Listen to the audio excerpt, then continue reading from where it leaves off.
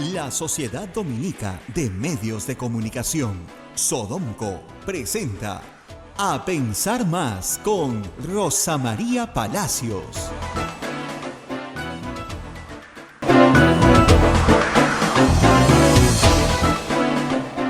Muy buenos días, señoras y señores. Bienvenidos a Pensar Más a través de las emisoras de la Sociedad Dominica de Medios de Comunicación. La Sociedad Dominica de Medios de Comunicación está integrada en Lima por Radio Santa Rosa, en Chimbote, RSD, Radio Santo Domingo, en Arequipa, Radio San Martín, en Cusco, Radio Veritas, Ucayali, Radio Cepagua, La Convención, Radio Quillabamba y Puerto Maldonado, Radio Madre de Dios. Hay una red de radios amigas que se unen también a esta transmisión, es Huánuco, Radio Huánuco, Ayacucho, Radio La Voz de Ayacucho, Puno, Radio Pública, Anca es Radio Moro, Huancayo, Radio Cumbre, Satipo, Radio Milenio, Abancay, Radio Estación Solar. También está el Vicariato Apostólico de Yurimaguas, ahí nos escuchan por Radio Oriente. En Cajamarca nos escuchan a través de Radio Los Ángeles. Apumaqui Estéreo, AM Tagua nos pone en podcast en todo el Perú y el mundo. Y también estamos en los aplicativos móviles y estamos en la página web de Radio Santa Rosa, www.radiosantarosa.com.pe.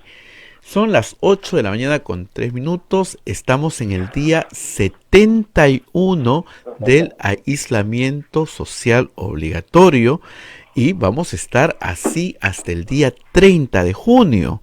Y vamos a estar hasta el 30 de junio en este aislamiento social obligatorio. Y hay cosas que no nos quedaron muy claras el día viernes. No sé si Rosa María las tiene claras, pero poco a poco se han ido clarificando con una serie de normas. Por ejemplo, y yo desde temprano estoy advirtiendo a las personas que no pueden salir con su auto según el ministro de Defensa, porque ya sacó ayer un pase vehicular distrital, cosa de que no... A ver, ojo, vamos a aclarar eso. Muy buenos días a todos. Buenos días, sí, Rosa María, es muy confuso hoy día, todo el mensaje. Pero hoy día sí pueden salir. Ya. Hoy sí. Mañana no. Mañana no. A ver, claro, porque hoy día se habilita la página en la tarde, ¿verdad? Exacto. En la tarde, sí. Así es. Sí, pero Rosa María, pero también depende del efectivo con el que te encuentras en la calle, porque si el efectivo te dice que hay un pase vehicular y no le muestras, tienes tus 6.300 de multa. Es carísimo. 6.300. La punición es espantosa. Bueno, vamos por partes. Buenos días, Abel. ¿Qué tal, Rosa María? Y buenos días a toda nuestra audiencia en el Perú y en todas partes. Gracias por estar con nosotros. La gente está muy confundida, Abel, te voy a decir la verdad. Demasiados, todos. Hasta los más acérrimos hinchas del gobierno que no permiten que se diga que algo está mal, yo creo que el viernes quedaron bastante confundidos con el mensaje del presidente. Un mensaje que duró hora y media, en la que todos estábamos en la expectativa, en el suspenso de que ya vote la pepa, ¿no? Porque creo que si hay algo ha quedado claro, es que una cosa es el estado de emergencia, y otra cosa muy distinta es la emergencia sanitaria, y otra muy distinta es la cuarentena o la inmovilización social obligatoria. Son figuras jurídicas diferentes, con diferentes características. Tú puedes declarar estado de emergencia y no suspender el derecho de reunión ni la libertad de tránsito, pero sí la inviolabilidad del domicilio, la detención. O sea, hay algunos aspectos del estado de emergencia que podrías no restringir y otros sí. Entonces, lo que importa en la actual circunstancia es saber cuáles derechos ha restringido. Y eso es lo que no decía. No decía, y además, a ver, se está tratando de hacer filosofía y poesía. El primer artículo del decreto supremo es poético, pero no es normativo. No me dice qué derechos ¿Y qué obligaciones tengo? Me dice que el Perú va a una nueva convivencia, cuya definición no conozco. Porque si una nueva convivencia es que no te voy a dar la mano, sí podría ser una regla de convivencia social. Pero si una nueva convivencia significa que no trabaje, Dios sabe hasta cuándo, o hasta cuando le provoque al gobierno, ya, esa nueva convivencia necesita de mi aquiescencia, ¿no? O por lo menos de mi voluntad de cumplir. Y el problema es que el gobierno impone normas incoherentes. Eso es lo que más molesta, ¿no es cierto? ¿Por qué no puede abrir un museo, una librería, donde no hay nunca más de 5 personas? Las librerías son espacios poco visitados, igual que los museos, y sí pueden entrenar 30 personas de un equipo de fútbol, de un deporte de contacto, que no se van a tocar. No tiene sentido. Entonces parece, como hemos dicho, que el que más ha llorado, mama, pues, y el que no llora, no mama. Es una cosa de loco, porque tiene que haber una racionalidad. Me encanta el fútbol, o sea, yo no soy fanática, no sé nada de fútbol, pero me parece muy bien que los atletas federados tengan su deporte, por lo menos su entrenamiento, bajo ciertos protocolos, sobre todo los deportes que no son de contacto. Pero siendo el fútbol un deporte de contacto, ponerlo el primer día denota demagogia. ¿Se dan cuenta? Entonces, no hay por lo menos no hay la sensación de que las cosas se estén haciendo con un criterio sanitario. O sea, la sensación es, pensando con buena fe, que el gobierno no quiere que se haga nada. Y lo que da son concesiones graciosas, ¿no? O sea, porque bueno, ya, me presiona mucho. El problema es que la política de que nadie trabaja, que puede ser muy, digamos, gustosa para algunas personas, significa que no tienes plata. Y no puedes pasarte todo marzo, bueno, la mitad de marzo, todo abril, todo mayo y todo junio sin trabajar. No es posible. El gobierno tiene que entender que las personas tienen que trabajar para vivir. Y si la dejas 3 meses y medio sin trabajar, no vive. Y las empresas, a su vez, no pueden estar 3 meses y medio sin producir. Y eso, que hay empresas según la fase 3, la fase 4, que regresan en agosto. Serán 6 meses sin producción. Esa empresa está quebrada. Probablemente tenga que liquidarse, reinventarse y volver a empezar. Es un costo altísimo, altísimo, altísimo, pero no lo han considerado de esa manera. Como te digo, hay cosas que no tienen sentido. Yo puedo entender lo siguiente. Hay ciertas reglas de comportamiento social que son indispensables. Es como fumar. No te prohíbo fumar, pero no puedes fumar en un espacio cerrado, no puedes fumar en la oficina, no puedes fumar en la escuela. Tienes que fumar en la vía pública en un lugar designado. Esto es parecido. No te prohíbo saludar, pero puedes saludar por una videoconferencia, puedes saludar por teléfono. Lo que no puedes es tocarte con otra persona. ¿Se entiende? Es racional, se aplica, entonces no te tocas con nadie. Y no tocarte incluso a una distancia de 1 metro, porque a 1 metro el Estado, y así lo ha dicho en varios protocolos, en 1 metro no contagia. Y te pongo un ejemplo del metro. Algunos protocolos sanitarios dicen que es 1,5 metros. Cuando sales a caminar con un niño es 2 metros, pero para el resto es 1 metro. ¿Contagia 2 metros? ¿Contagia 1 metro? ¿O contagia 1,5 metros? Ni siquiera el Estado lo tiene claro.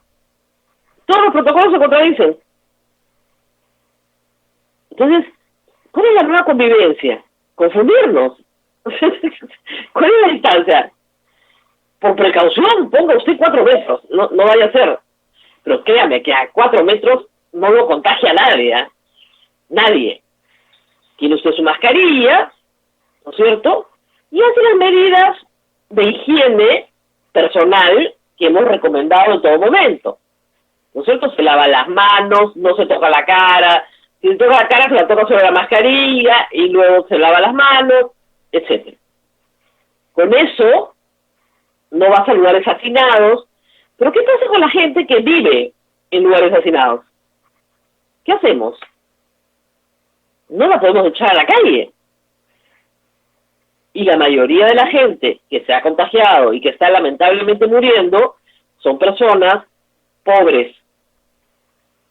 Porque si bien la enfermedad no discrimina, la muerte sí. La muerte es de personas pobres, es mayoritariamente de personas pobres. Hay que decirlo con todas sus letras, no están muriendo los ricos, están muriendo los pobres. Yo no digo que un rico no muera, porque sí, claro, pero los que tienen más capacidad económica, y recomiendo a todos los oyentes un artículo del IDL este fin de semana, tienen un mejor tratamiento médico. No solamente porque tienen acceso, sino porque los médicos están trabajando con mejores armas. Y vamos a poner acá una diferencia que les va a quedar a todos bien claro.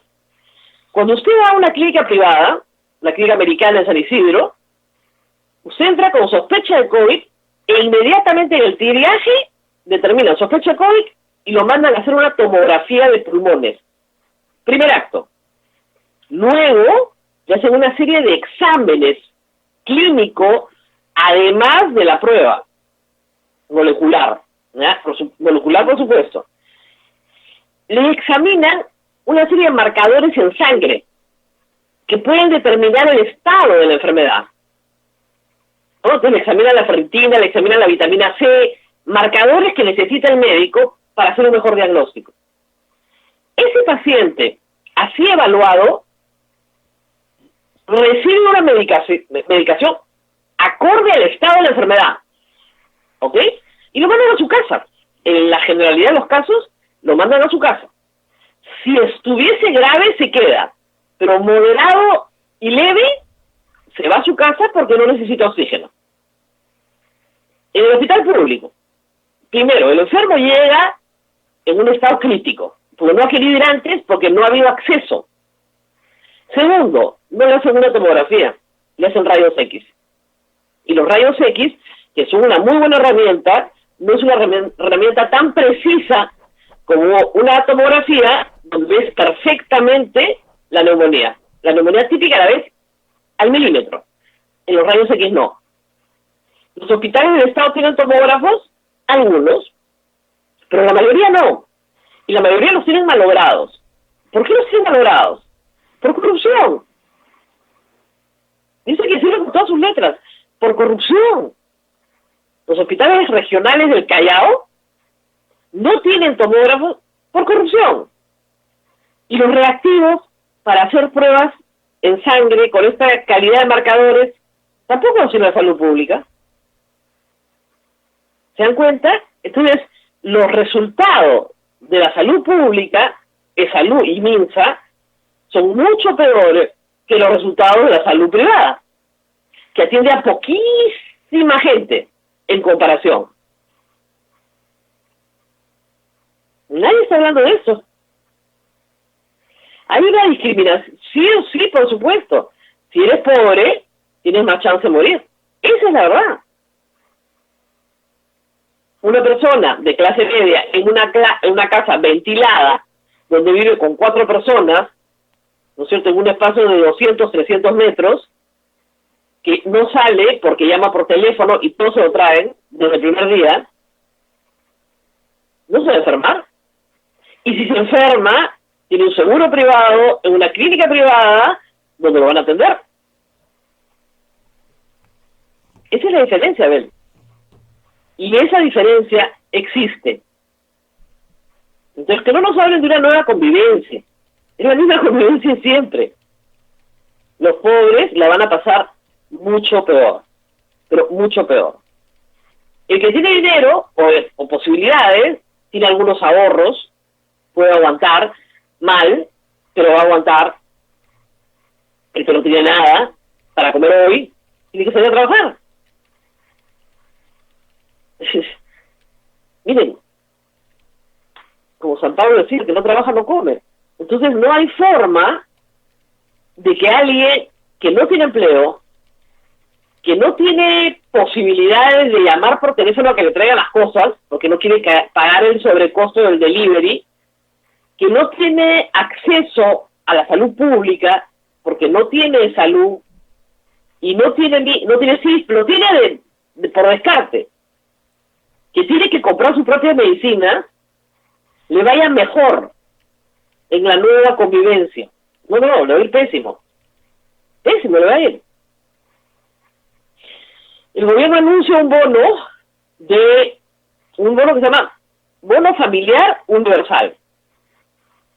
No es universal, no es para toda la familia. No lo es.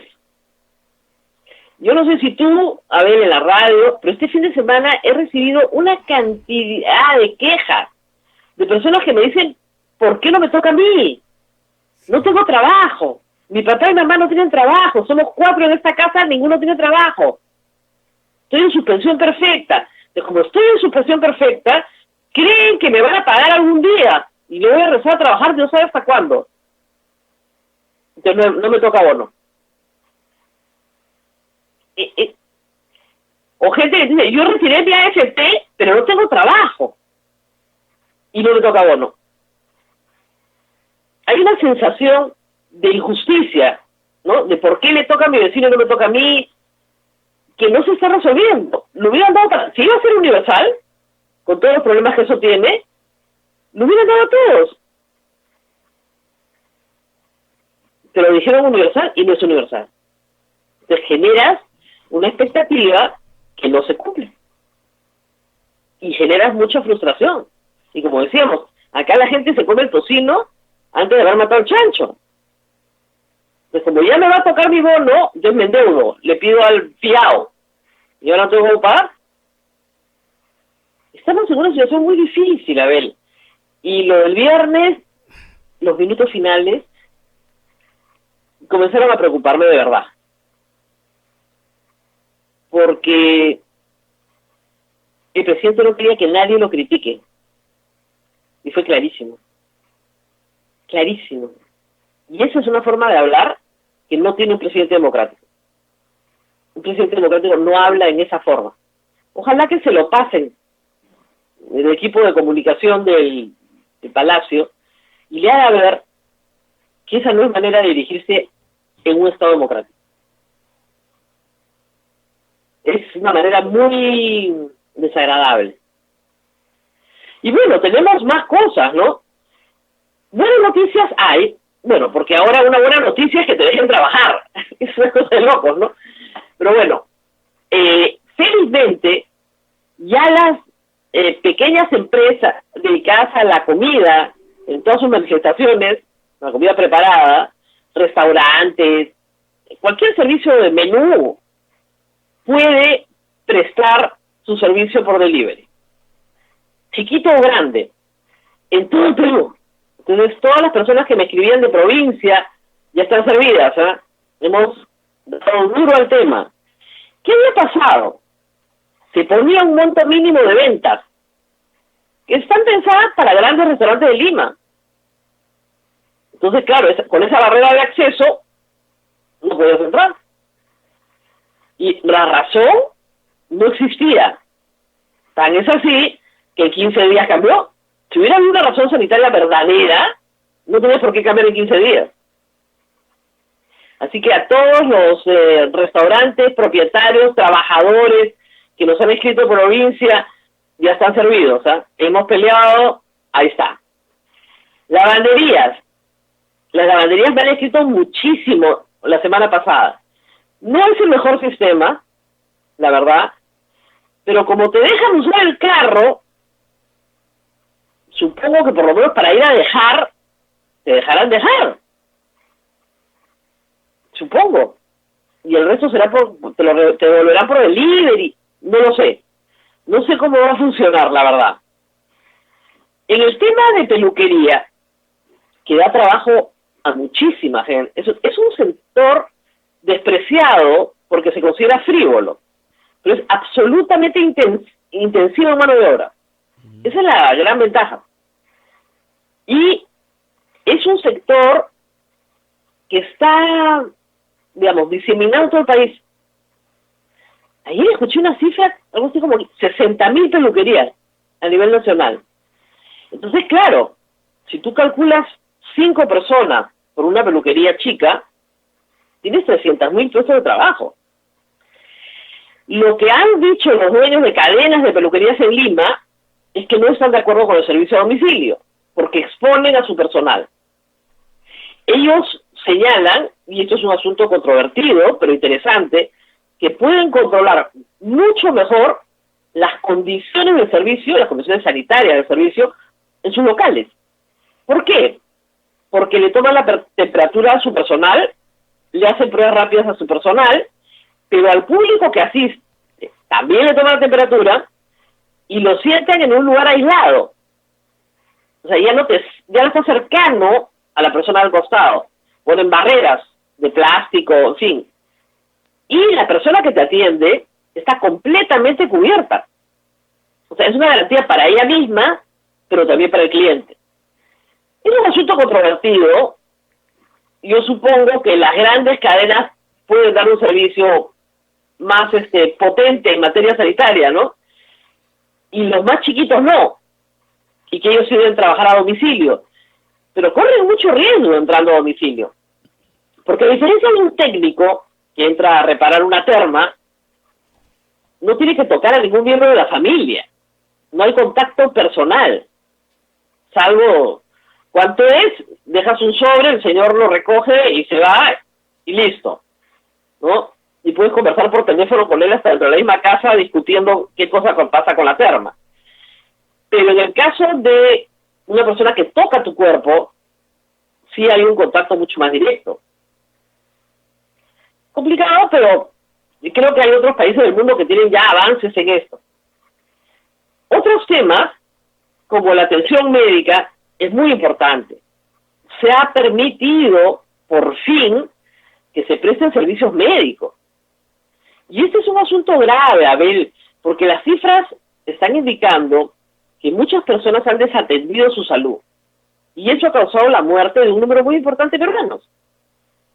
O sea, el salto gigantesco en el número de muertes en abril, o sea, enero, febrero, marzo, abril, y parece que en mayo la cosa viene mucho peor, se explica por el subregistro de COVID, o sea, por el COVID, el oficial, el subregistro de COVID y la desatención a otras enfermedades. Porque el médico que te trata, digamos, de manera particular, te dice, ni se te ocurra ir a una emergencia, porque te vas a contagiar. No, al hospital no vas, en tu casa no más. Entonces, cuando tienes acceso, y cuando no tienes acceso, sigues tomando la misma pastilla que te dieron hace 6 meses, no cambias tu medicación, esperas que el tiempo pase y no te pase nada, no reanudas tratamiento que necesitas, cáncer, problemas hepáticos, en fin, tantas enfermedades que hay, descuidas tu salud y finalmente te mueres de otra cosa. Y eso es algo que no podemos permitir. O sea, tú no puedes vestir un santo para vestir otro. No se puede. Y enfermedades que sí son tratables, prevenibles, curables. Estamos perdiendo esa batalla. Y también la otra. Hoy día sí se puede, gracias a Dios, ir al médico. Obviamente, el médico, que es un profesional de la salud, va a poner todas las restricciones posibles en su consultorio. Entonces, no va a citar a 2 personas juntas, va a tener agua y jabón para que la gente se lave las manos, o gele con alcohol, te va a recibir con mascarilla y absolutamente cubierto, pero te va a poder atender. Y la otra medida positiva, que le han anunciado a Abel, hace un mes que la anuncian ya, pero parece que hoy día empiezan, gracias a Dios bendito, es que el personal de salud salga a las casas a repartir la medicación. El MES ha entregado la semana pasada 200 millones de soles para comprar medicamentos. No se necesita control de precios, se necesita que el Estado compre y reparta. Y reparta yendo a las casas.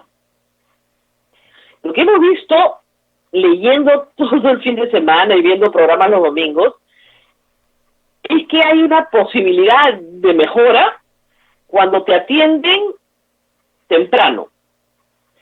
Y la posibilidad de mejora está en que te den los medicamentos necesarios para tu caso particular, cada caso es diferente. Y en ese caso particular, te den la dosis correcta. Y eso te saca del problema. Pero necesitas un despliegue. Las personas que han muerto en sus casas, Abel, nunca vieron un doctor. Nunca tomaron un medicamento. A veces la familia pudo conseguir una que otra cosita, pero no sabían qué más hacer. Y cuando los llevaban al hospital, se morían en la puerta del hospital. Como hemos visto tantos casos. O llegaban ya tan mal, que era cuestión de esperar. Entonces, eso no puede pasar. Porque no está pasando ahí donde hay atención correcta. Mira lo que pasó en Iquitos. Pusieron 40 médicos de Lima y otros más que llegaron un 7 turno, llevaron el oxígeno, llevaron las medicinas. En este momento Iquitos está, el hospital regional está controlado. Ya no tiene los enfermos en los pasillos, no, está controlado. Controlado. ¿Qué pasó? Hay que sacar lecciones de esta. Y sobre la lección, urge corregir. Y rápido. Esto cuesta vida. Los errores cuestan vida. Sí, se demoran en corregir mucho. Claro, entonces, por ejemplo, siempre digo, Argentina, Colombia, Chile, promovió el delivery de todas las cosas, de todo lo que necesites para el hogar, todo. Acá se ha podido organizar con mototax, con motos, con sistemas populares, hasta con carretilla, un sistema de despacho de alimentos, por lo menos que lo lleven a tu cuadra, para que la gente no vaya a los mercados. Se ha podido hacer un despliegue de pago de bonos utilizando logística que el Estado tiene. El Estado tiene logística de la OMPE, el Estado tiene logística de RENIEC. Están usando ahora la logística de RENIEC, pero la OMPE hace un despliegue de material a nivel nacional. Son unos tromes desplegando material. Han podido utilizar la logística del despliegue de OMPE para llegar a la gente y de esa manera repartirle su bono en efectivo a través de algún aplicativo con billetera electrónica. Llevamos 2 meses y medio, hemos podido popularizar la billetera electrónica, que como sistema ya existe hace años, pero no se ha popularizado, para que la gente no tenga que tocar plata, porque celular hasta el más pobre tiene, si no propio, de la hija, del hijo, del papá, de la mamá, alguien tiene un celular. ¿Qué pasó? ¿Por qué forzaron a la gente a hacer cola en los bancos en todo el país? Esa famosa foto de Clito, de la gente pegada, está bajo la lluvia, delante de un banco, pidiendo un bono. ¿Quién lo puso ahí? O sea, está muy bien que se reparte el dinero, pero se tiene que encontrar un método por el cual tú puedas repartir el dinero sin causar daño. Tenemos que ir a la pausa. Vamos a la pausa, Sí. que está Alberto de Belaúnde. Sí, vamos a conversar luego con el congresista Alberto de Belaúnde, que ya nos está esperando. Así que Así vamos a la pausa, Rosa María. Volvemos.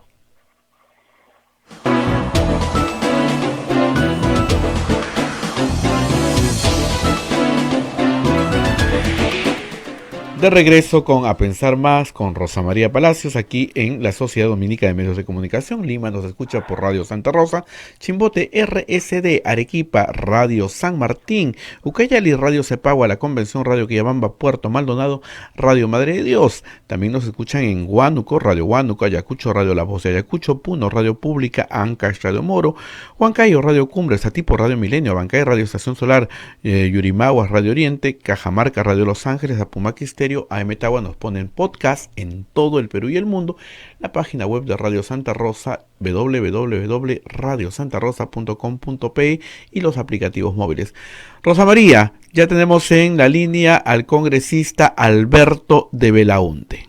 Así es, muy buenos días, congresista. Rosa María, ¿cómo estás? Buen día y buen día a todos los amigos de Radio Santa Rosa, gracias por la invitación.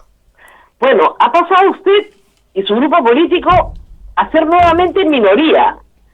Por lo menos en las votaciones importantes, votan distinto. Parece que es su karma, igual que en el Congreso anterior. Para mí lo importante, Rosa María, es poder representar a un grupo de ciudadanos que busca una manera de hacer política distinta a la usual. Yo estoy muy agradecido, además, con los ciudadanos y las ciudadanas de Lima, que me hicieron el segundo congresista más votado del país. Y eso para mí es una gran responsabilidad y, por supuesto, digamos, ser una bancada minoritaria implica un esfuerzo adicional de diálogo y de búsqueda de consenso, pero lo cumplo con mucha gratitud. Pero parece difícil el trabajo, porque hay cosas que no tienen explicación, doctor Belaunte. A ver, el tema penales. Se discute un proyecto enviado por el Ejecutivo, por el Poder Judicial, sensato, se llega a acuerdos, y a la mañana siguiente se vota, y todos votan en contra. Va el Poder Ejecutivo a pedir facultades y se las dan, con el mismo proyecto. ¿De qué estamos hablando? Algo que es más inexplicable, Rosa María. Y yo creo que es que estamos empezando a ver las consecuencias de este mensaje de todos los congresistas tienen que ser nuevos, ¿no? Porque si te pones a pensar, este Congreso es más del 90% congresistas por primera vez. Uh-huh. Y el que viene el 21 va a ser una cifra tal vez incluso mayor, porque ya no va a haber esto de complemento de mandato ni nada, y se va a aplicar la no reelección. Hay un tema de práctica parlamentaria que no es simplemente basada en la tradición, sino que está basada en presupuestos que permite que el Congreso funcione. Entonces, ¿a qué me refiero? Si un proyecto pasa de comisión al Pleno, como ocurrió con este proyecto para el deshacinamiento de las cárceles, implica que hay un consenso político mínimo. No necesariamente implica que va a ser aprobado, pero por lo menos hay un consenso político mínimo, ¿no? Por eso es que las comisiones están integradas de manera proporcional a las bancadas. Lo que sucedió aquí fue inexplicable, ¿no? Bancadas que habían aprobado el dictamen en comisión, en el Pleno decidieron que no, que no lo aprobaban. Entonces, ese tipo de situaciones que generan un nivel de incertidumbre en el Congreso que no es bueno. Y creo que está relacionado con el hecho de ser un Congreso básicamente de gente nueva, con gente muy bien intencionada y con trayectorias políticas muy interesantes, pero nueva en el Parlamento. Y eso también tiene que ver, creo, con el hecho de que este es un Congreso que empezó siendo un Congreso de estado de emergencia y de pandemia. Así es, ¿no? Un Congreso de pandemia. Que no exista el espacio físico del Congreso, donde uno puede salir un rato del Pleno a conversar en el pasillo y llegar a acuerdos, donde uno conoce a los colegas mientras te un café antes de que empiece la sesión, ¿no? Está pasándole factura a la capacidad de tomar acuerdos y llegar a consensos en este nuevo Parlamento. A mí me dijo un ministro, no voy a revelar su nombre, quejándose del Congreso, no los leo, no los puedo leer. Cuando uno conversa con otro ser humano, más o menos sabes si está de acuerdo contigo, si en realidad no te está haciendo caso. Me dijo, no los leo, porque claro, los tiene que leer a través de una videoconferencia. Y cara de palo, y no sabe si están dispuestos a colaborar o no, si están escuchando algo que les es grato o ingrato. ¿Le pasa lo mismo? ¿Les es difícil leer a los demás colegas? Es complicado, Rosa María, porque normalmente uno, no sé, pues estás en la sala Mariátegui, que es esta sala al costado del pleno, ¿no? Entonces se está debatiendo un tema, entras a la sala Mariátegui y un colega de otra bancada te dice, oye, no, este tema no creo que avance por tal objeción. Y aquí te ocurre que es una objeción que es atendible y levantable, entonces vas y le comentas al equipo del ministro, oye, tal bancada le preocupa este tema. Entonces hay mucho del funcionamiento del Parlamento que depende que el grupo de personas que estén deliberando estén pues cercanas físicamente, por más que eso no es posible ni deseable en esta coyuntura. Entonces lo que tenemos que hacer, es lo que yo digo, no es que el Congreso funcione nuevamente de manera presidencial, no me malinterpreten. Creo que hoy sería una temeridad mal vista por la ciudadanía con justa razón, y además se pone en riesgo sobre todo a los trabajadores, que son los más vulnerables. Hay gente muy mayor, sería una mala decisión. Pero sí necesitamos generar más espacios de diálogo, ¿no? Por ejemplo, el primer ministro debería reunirse una vez a la semana, en una fecha establecida, con los voceros. Si quiere con todos los voceros, en grupo, si quiere uno a uno, pero que el diálogo político no sea algo excepcional, ¿no? Algo que genera cámaras, que genera como, reunión del ministro con las bancadas, sino que sea algo absolutamente natural de levantar el teléfono y conversar, ¿no? Ahora, el Ejecutivo dio su brazo a torcer y esta semana se iba a ver la presentación del gabinete y la investidura, como corresponde. ¿Por qué se negaba el ministro Ceballos, que ha sido su compañero de bancada en algún momento, por qué se negaba a pasar por este trámite obligatorio? Mira, no lo sé. A mí me desconcierta mucho, Rosa María, porque la diferencia era casi una diferencia semántica. Así es. En el es. sentido que igual ibas a tener que ir al Congreso. Evidentemente no solo ibas a hablar del interregno parlamentario, por la situación en la que nos encontramos, e igual se iba a someter a votación. Entonces, si estás yendo por creo que es el 130 o 135, si vas por uno o vas por otro, digamos, es absolutamente accesorio, ¿no? Entonces, tú sabes la importancia en la política de los gestos, ¿no? Los gestos son buena parte de lo que del abono de la tierra fértil donde tiene que producirse cosas en la política, ¿no? Entonces, ese tipo de desencuentros, o el presidente señalando el tema de la paridad y alternancia, cuando en el momento pareciera que la gran mayoría está a favor de la paridad y alternancia, eso por un lado, y por otro lado, la ausencia de canales permanentes de diálogo, lo único que están haciendo es que se vaya a seguir repitiendo desencuentros en el futuro.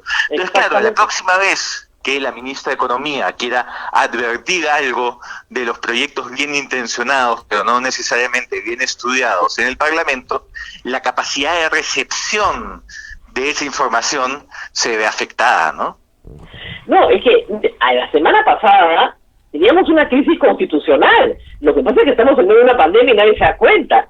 Pero el presidente del Consejo de Ministros se negaba a cumplir una obligación constitucional.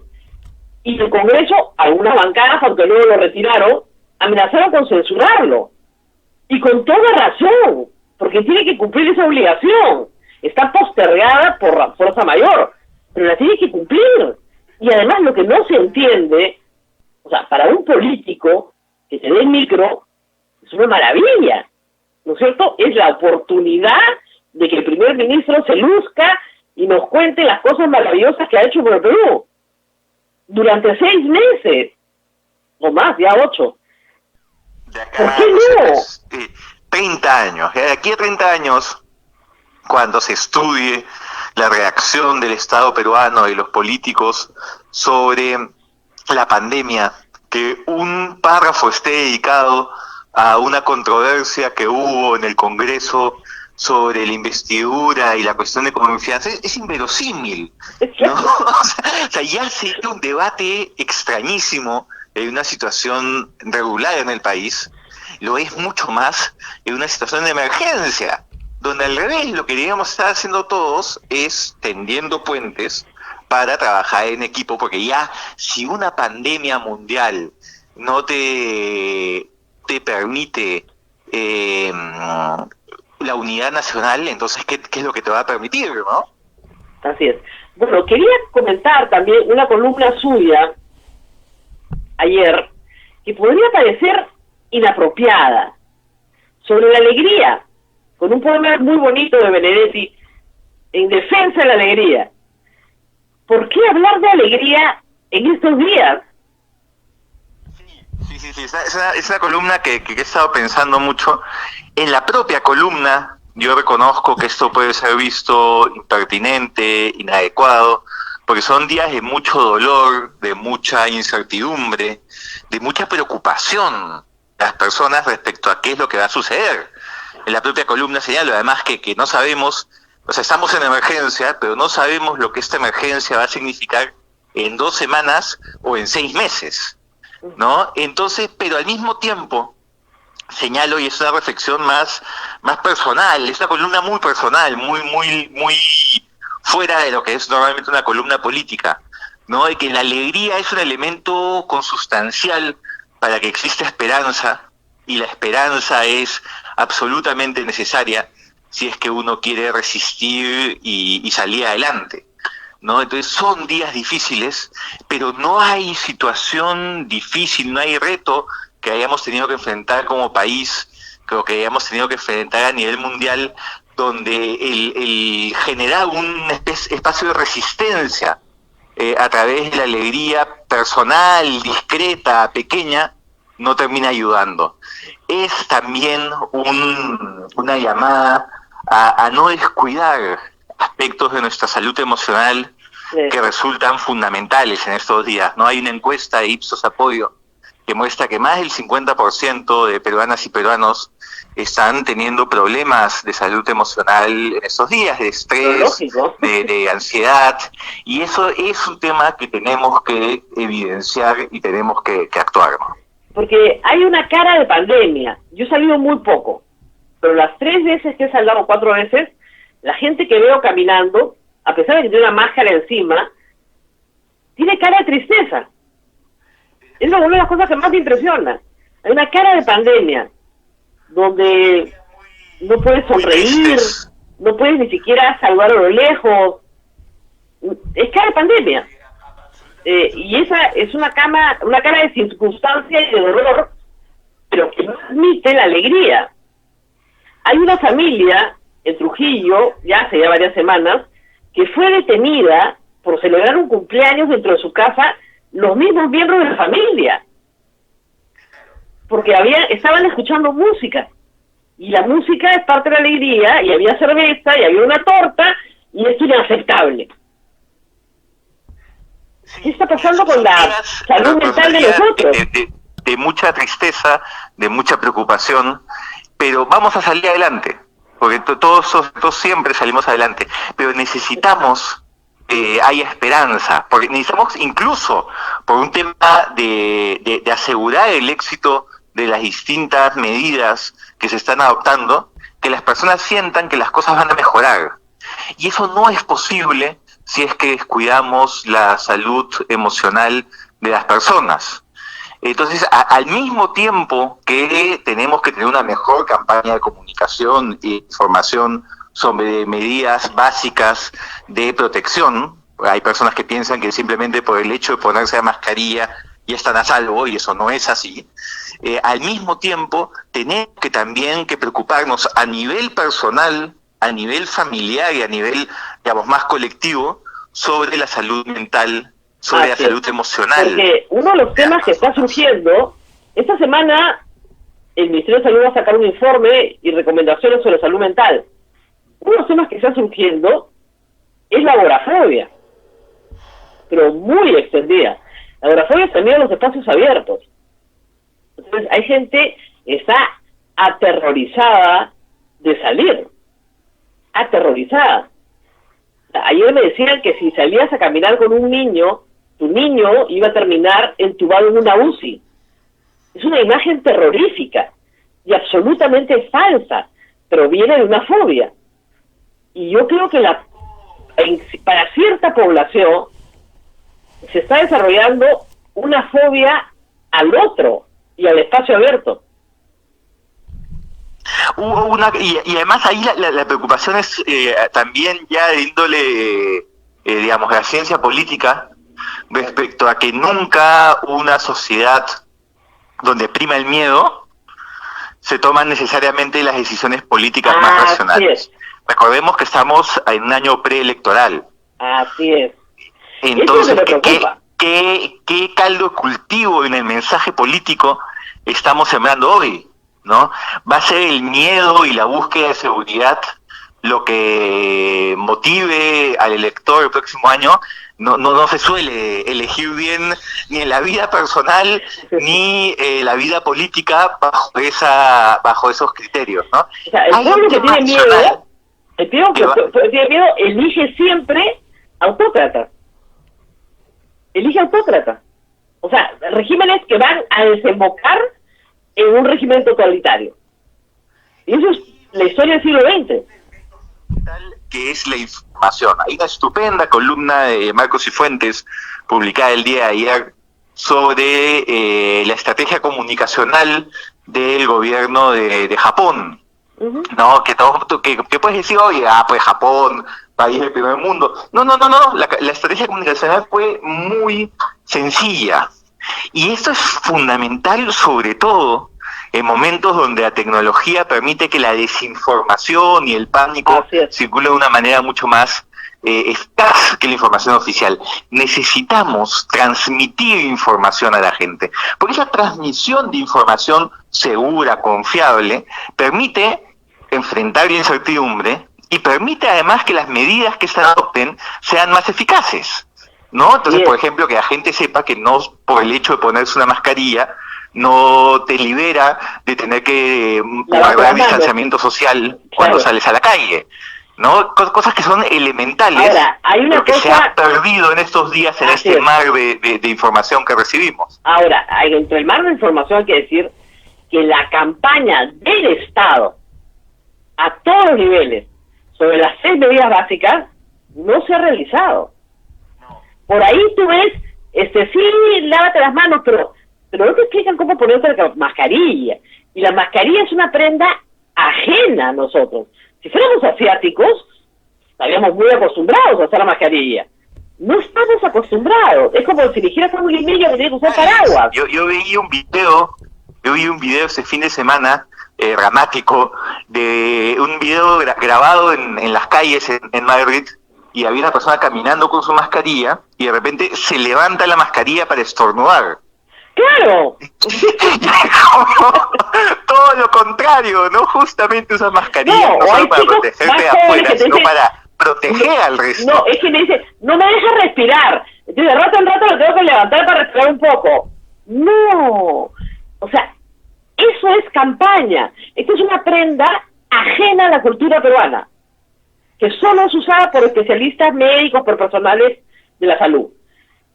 La tenemos que usar todos. Entonces tienen que enseñar a usarla. ¿Tú te acordarás, Rosa María, de esta campaña de finales de los 90, de Yo sé cuidar mi cuerpo?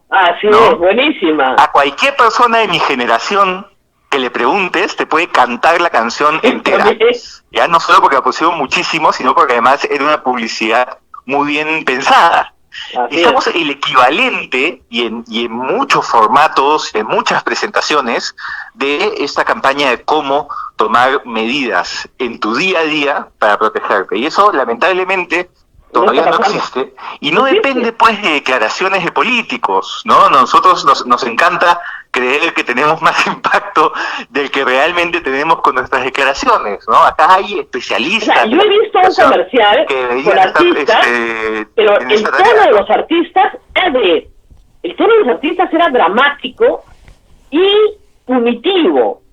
Si no cumples te multaremos. Entonces punitivamente no va a funcionar.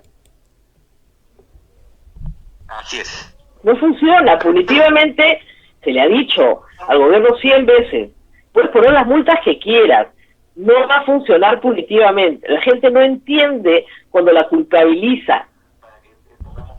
Jamás. ¿No? Aquí la solución pasa por un tema de generar conciencia, de educar y buscar, pues, que las personas puedan, o sea, los mejores agentes de protección de la salud individual y familiar son los propios individuos y las propias familias, ¿no? Así es. Sin ellos no pueden hacer nada. Ahora, en este contexto, lo que estamos conversando, ¿qué me pareció el mensaje del presidente el viernes? Confuso, ¿no? Confuso. A mí me pasó algo curioso, que es que estaba, me parece, en ese momento, en sesión de haber sido en sesión de pleno. Y traté de seguir el mensaje presidencial, además sesión de pleno, viendo el tema de la renuncia, o mejor dicho, de la anulación, de la dejada de efecto de la elección de Ortiz de Ceballos. Es un tema tenso, ¿no? El cual requería toda tu atención. Entonces, estábamos en ese debate y yo decidí abrir Twitter para poder seguir en los comentarios de los usuarios el mensaje presidencial. Y después dije, no, espérate, o sea, estoy siguiendo a la gente equivocada porque nadie está entendiendo el mensaje, ¿no? Era como que mucha incertidumbre. Y después vi el mensaje y no, claro, no era un problema de la gente, era un problema de un mensaje comunicacional que no fue bien diseñado, ¿no? O sea, queda clarísimo. Y la parte final del mensaje fue un acto de furia. O sea, era la indignación, porque lo critican. Entonces, queda clarísimo que hemos en una entrado en una nueva democracia etapa. hay crítica. Hemos entrado en una nueva etapa, pero no está siendo comunicada como una nueva etapa. O sea, no es cierto que se haya prolongado la cuarentena un mes más. Estamos en una etapa distinta, donde hay una serie de actividades que ya están funcionando y que requiere también que la gente entienda que hay un nivel de adaptabilidad que todos tenemos que tener. Pero claro, ¿cómo va a ser eso posible si no tenemos claro qué se espera de nosotros? Exactamente, congresista. Si usted lee el artículo 1 del Decreto Supremo, es un poema, pero no es una norma. O sea, es un acto de filosofía, poética, pero no es una norma. ¿Qué cosa es una nueva convivencia social? A mí me suena el nuevo orden y me aterra, pero eso implica haber leído algunas cosas, pero... Rosa María, que se use el concepto de nueva convivencia social, porque sí creo que es una herramienta comunicacional potente, pero claro, si la usas, ¿no? Claro, y lo que vemos es que este término social, que está bien pensado, que está bien diseñado desde el punto de vista comunicacional, no tiene productos, no hay pues un spot que hable de qué implica esto, no hay publicidad en radios que te diga que lo que esperan de personas en esta nueva etapa. Entonces como que es un recurso que no está siendo aprovechado. O sea, si la nueva convivencia social es lavarme las manos, ponerme mascarilla y guardar distancia, no hay ningún problema. Pero si la nueva convivencia social es que no voy a trabajar en 6 meses y que voy a vivir del aire, bueno, me gustaría que me consulten, ¿no? Es que, ¿cuál nueva convivencia? ¿Cuál nuevo pacto? El nuevo pacto pasa porque me muera de hambre. Me descuenten mi sueldo a la mitad, o me tenga en suspensión perfecta, o no tenga trabajo. ¿Ese es el nuevo pacto? O sea, no se han puesto los zapatos del receptor de ese texto. Creo que justamente es un mensaje que puede tener una serie de productos. Creo que, por ejemplo, además, que hay un ministerio que sí está buscando comunicar lo que hace, que sí uno siente que tiene que comunicar, es el Ministerio de Economía. Así ¿no? es otra respecto cosa. a programa de reactiva, respecto a los bonos, y uno sí siente que cuando escucha a la ministra hay un esfuerzo comunicacional detrás, ¿no? La ministra Tony Alba está mostrando no solo una gran capacidad técnica, sino también una capacidad política. Uno no siente lo mismo en todas las carteras ministeriales. Claro, ¿no? El problema, por ejemplo, es que la ministra de Economía te pone los fondos, pero la ejecución la tiene el MIDIS, la tiene Salud, la tiene Educación, Entonces, se produce y en la ejecución se estrellan todos los programas, porque plata hay. Y el problema aquí, Rosa María, es no solo el gobierno, ¿no? Yo decía esto el otro día en una entrevista, ¿no? O sea, estamos viendo las limitaciones de un gobierno, sí, pero también estamos viendo las limitaciones de un Estado.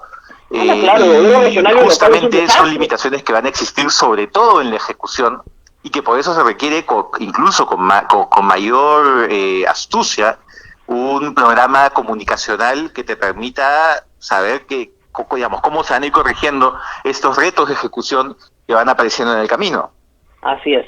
Bueno, regresemos al Congreso. Hemos hablado bastante del Ejecutivo porque los ejecutivos han estado ocupando el Congreso, hay que decirlo. Algunas derrotas. La ley del perro muerto en los peajes, la ley de los colectiveros apadrinados por algunos congresistas. ¿Están perdiendo las batallas importantes? A ver, creo que las relaciones de confianza y relaciones políticas recién se están estableciendo. En el caso de los colectiveros se consiguió por lo menos sacar a Limi Callao. Recordemos que la norma original no incluía, o sea, mejor dicho, la norma original incluía a Limi Callao. Y esa fue una pelea que dimos la bancada del Partido Morado junto con la bancada de Podemos. Hay que reconocer que en ese tema coincidimos. También pedimos que se sacara a las principales ciudades, ¿no? Y eso lamentablemente no fue posible. En general, creo, Rosa María, que hay dos elementos que pasando factura del Congreso.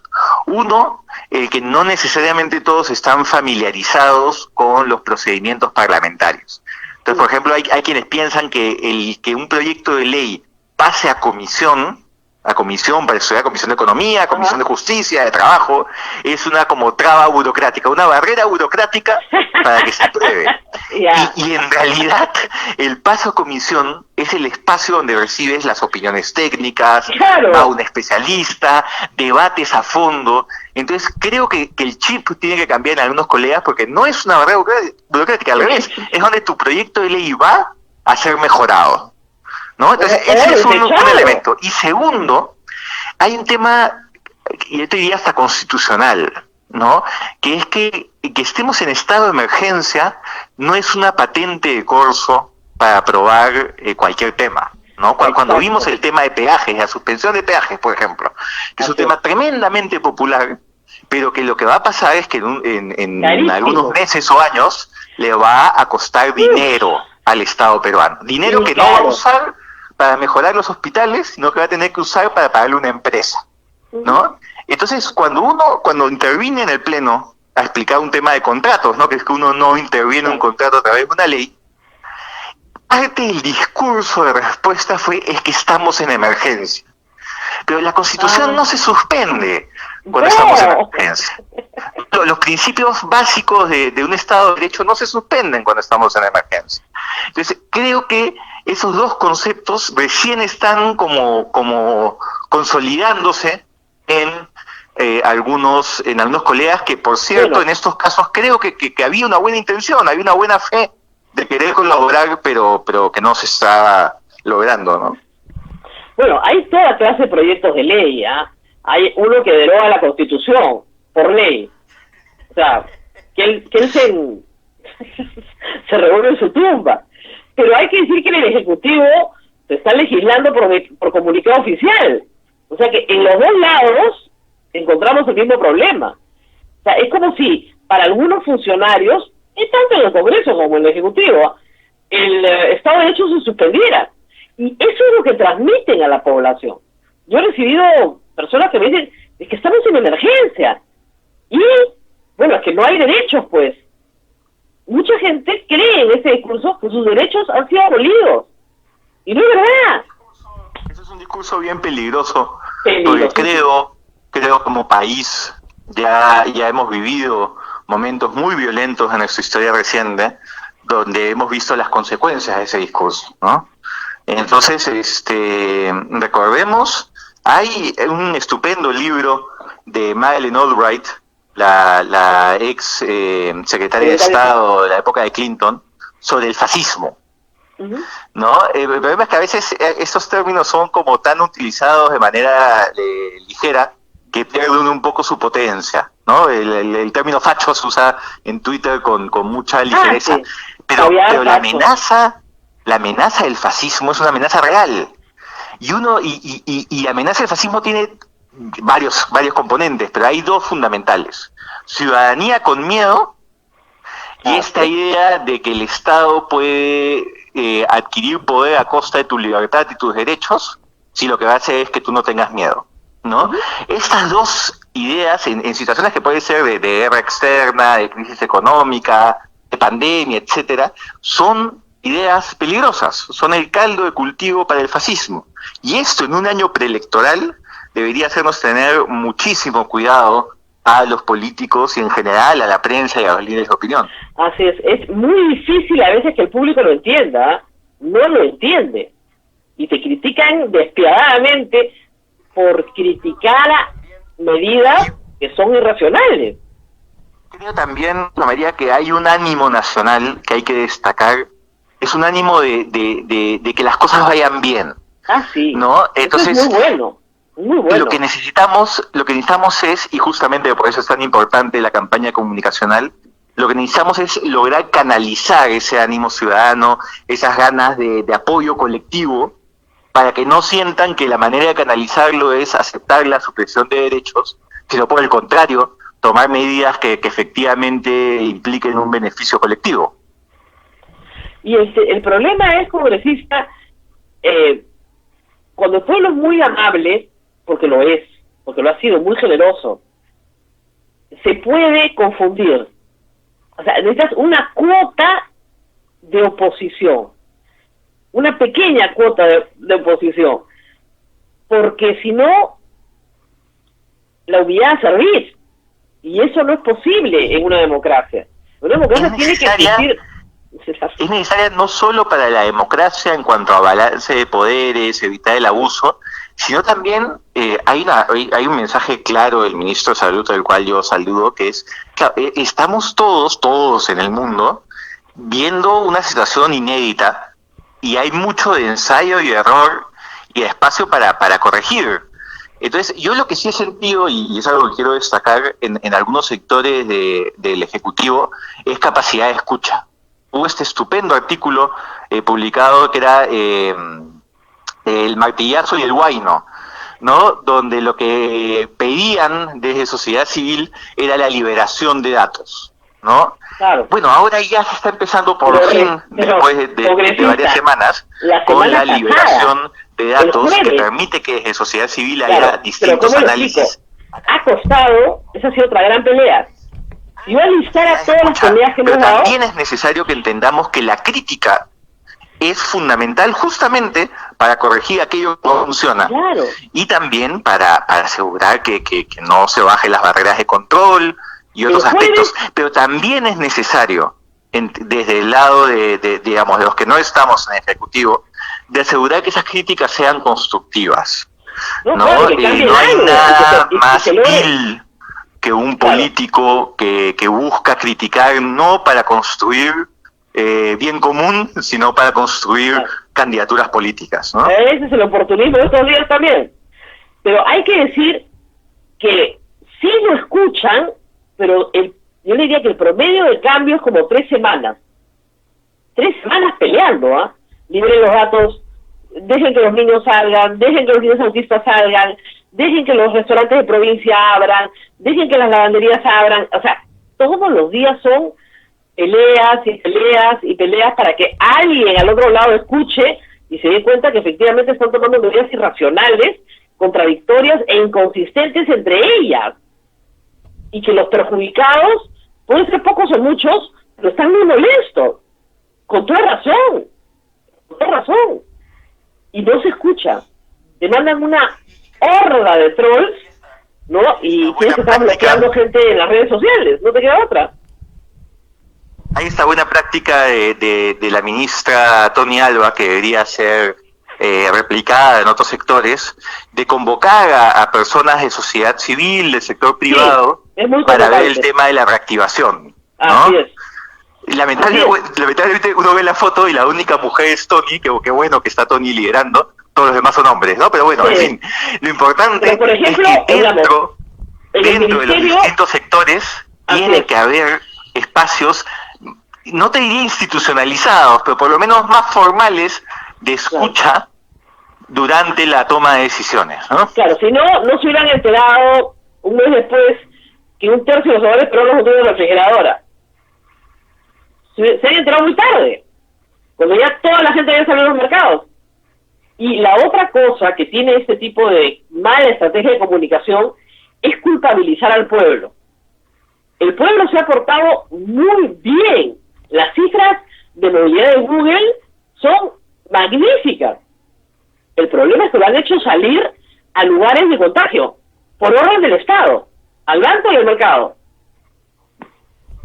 Entonces, al pueblo le dan un premio. Hay otros lugares en el mundo donde están saqueando, donde hay protestas, ollas vacías, cacerolazos.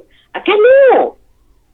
Cada gente se ha portado muy bien, pero se le culpabiliza su enfermedad y estigmatiza la enfermedad también, lo cual es bien grave.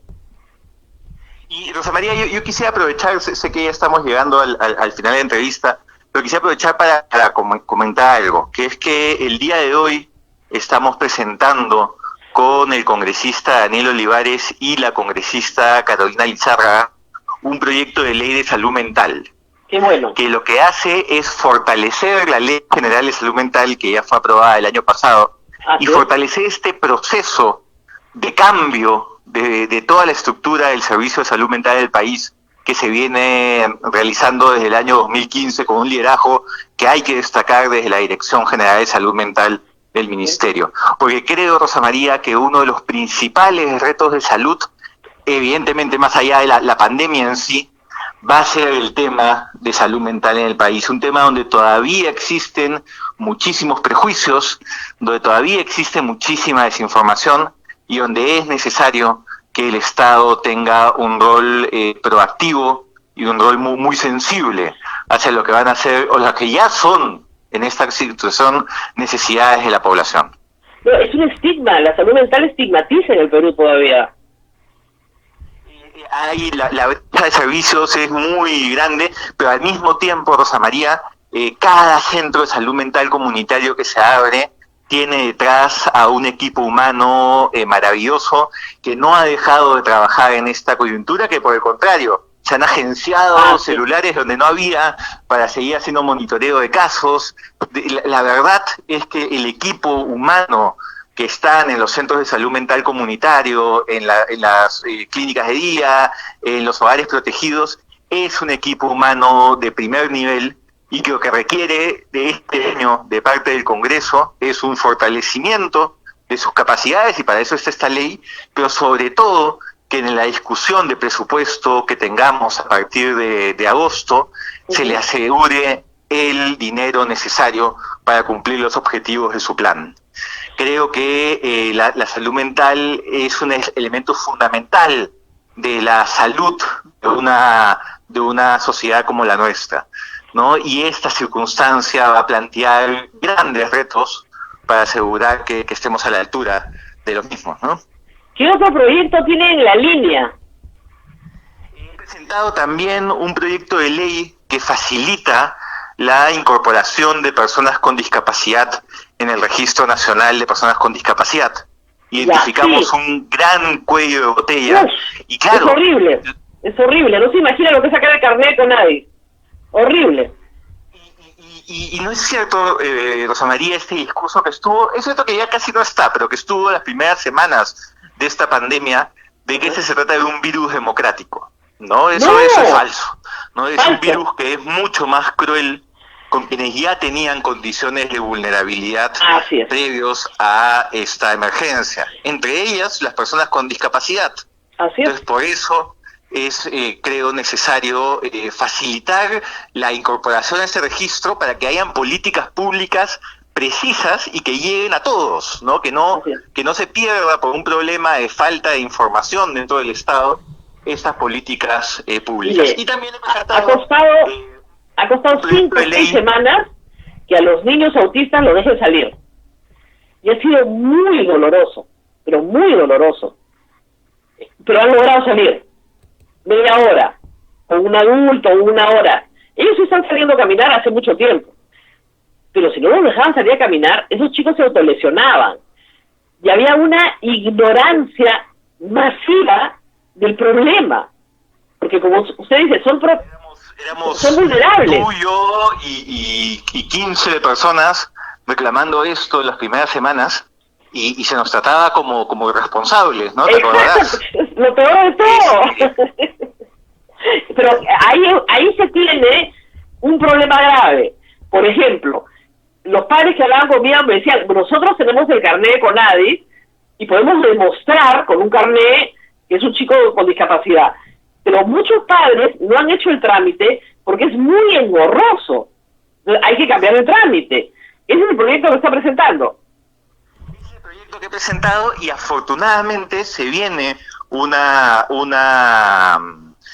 sesión, la Comisión de Inclusión Social, que va a ser destinada a temas de discapacidad, y me han dicho que este va a ser uno de los proyectos de ley que se discuta. Entonces yo espero que en menos de un mes o en un mes podamos tener esta ley ya vigente, ¿no? Porque creo que esta coyuntura, otros proyectos que he presentado y que van en esa línea, es la de digitalización de las mesas de partes en el Estado, ¿no? Porque durante semanas hemos tenido todos los procedimientos parados, porque claro, el Estado peruano, sus trámites siguen siendo muy físicos, ¿no? Así es. Entonces creo que ese tipo de proyectos de ley, de temas del día a día en esta coyuntura, tienen que tener atención, ¿no? Y que creo que tenemos que centrarnos mucho en pensar cómo facilitarle la vida a los ciudadanos, sobre todo a los ciudadanos en estado de vulnerabilidad en esta situación de emergencia. Y por supuesto, Rosa María, no dejar de lado la reforma política y la reforma electoral, ¿no? Creo que hay gente que espera que nos olvidemos de este tema, pero es, creo, el mandato ciudadano que hemos recibido en las urnas, ¿no? Este es un congreso cuya principal tarea tiene que ser asegurar la mejora del sistema electoral y el sistema político. Como dicen, se ha juntado el hambre con la necesidad.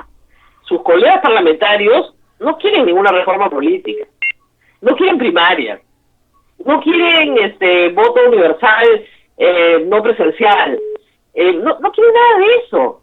Quieren que sea como siempre, para que tengamos un Congreso igual.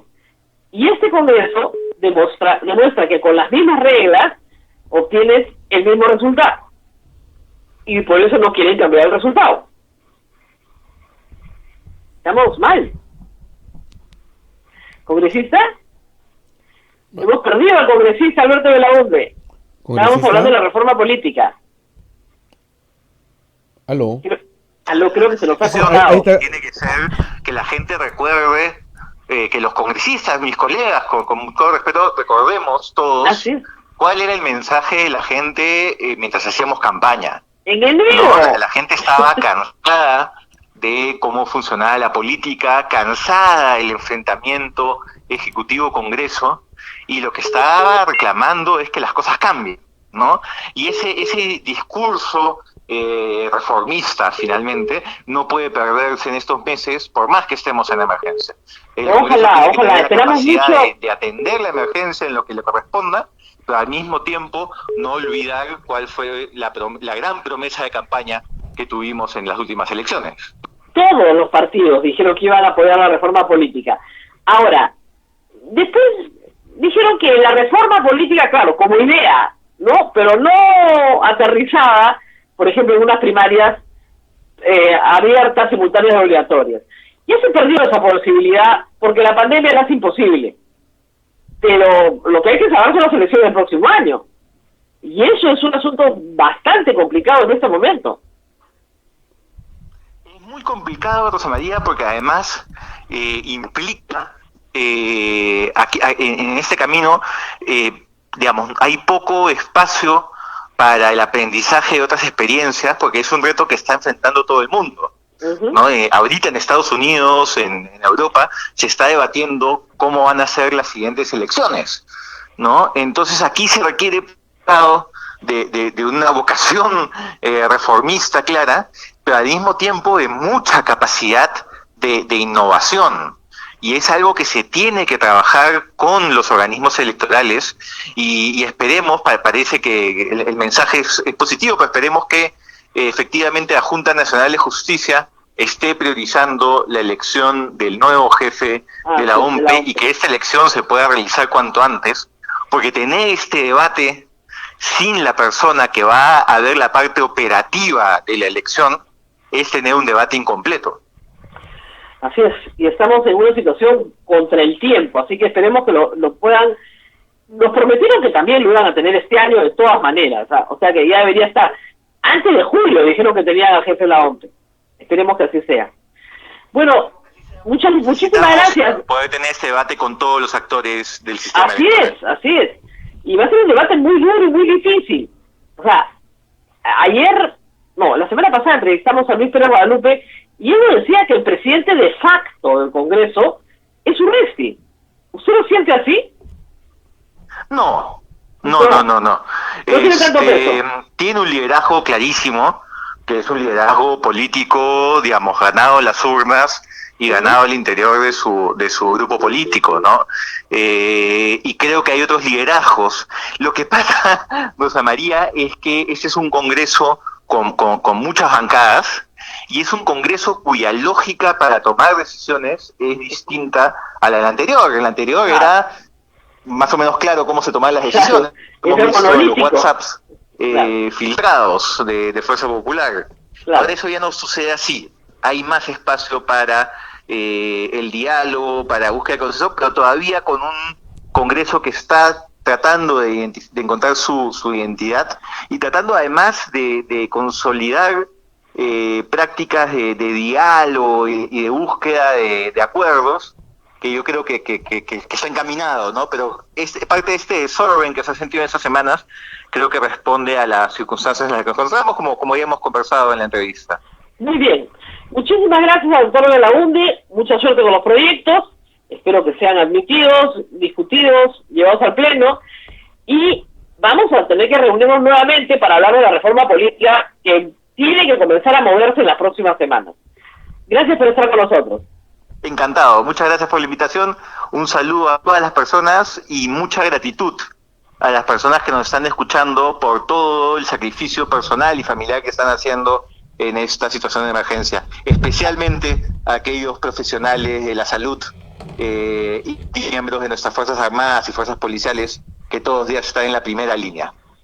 Así es. Muy bien, muchas gracias. Y a ver, nos tenemos que ir despidiendo, sí, ¿verdad? Nos tenemos que ir despidiendo, Rosa María, quedan algunas preguntas, mañana trataremos de ver, absolver, ¿no? Y sobre notarías, que queda también un poco confuso. Ya están abiertas. Están abiertas, puede ir. Están abiertas, ¿no? Pero no todas. Tienen que averiguar antes de ir, porque la notaría tiene que presentar su protocolo y se lo tienen que aprobar. O sea, hay algunas que ya lograron superar los trámites y ya abrieron, pero hay que buscar. Ya. No todas están abiertas. Y también el tema que nos siguen pidiendo es los señores que hacían movilidad escolar, que están olvidados por todo el mundo. Miren, y ahí, no les dejan hacer nada. Así es. Y ahí hay una pelea que dar, porque esas personas perfectamente, en este momento podrían ser muy útiles para transporte personal. Si yo soy el dueño de un restaurante y quiero que mi personal no tome transporte público porque no me da confianza, una movilidad escolar es perfecta porque me recoge a todo mi personal y me lo regresa a su domicilio. Yo creo que por el contrario, van a llenar un vacío de transporte de personal de trabajo que es muy importante. No son niñitos, entrarán menos apretaditos, pero es una forma de ganarte la vida. Bueno, sí, creo que puede ser muy útil. Hacen un llamado a la ATU, a la Claro, para que les dé el permiso. Sí, para que les dé el permiso, por favor. Porque... Lógico, porque ellos tramitan un permiso de movilidad escolar. Entonces ahora tienen que tramitar un permiso de movilidad de transporte de personal para compañías, para empresas. Y eso sería una solución. Una solución positiva para todos, porque tienen un horario restringido, no están haciendo rutas, ni mucho menos, y ayuda en conservar las medidas sanitarias de la empresa. Así es. Bien, Rosa María, nos vamos. Hasta Nos mañana. vamos. Día Vamos a seguir peleando por 71. todos aquellos los que necesitan trabajar. Mire, el objetivo de esto es que todo aquel que racionalmente pueda trabajar con condiciones sanitarias, lo haga. Entonces, como el gobierno a veces se demora en entender, haremos los esfuerzos, hasta ahora han sido positivos algunos, para que esas actividades sean consideradas. Lógico. Nos tenemos que ver mañana. Mañana, Rosa María. Hasta mañana. Cuídate Gracias, mucho. Chao, chao. Nos vemos. Chao, chao. Hasta aquí, A Pensar Más con Rosa María Palacios. Este programa fue producido por la Sociedad Dominica de Medios de Comunicación, Sodomco.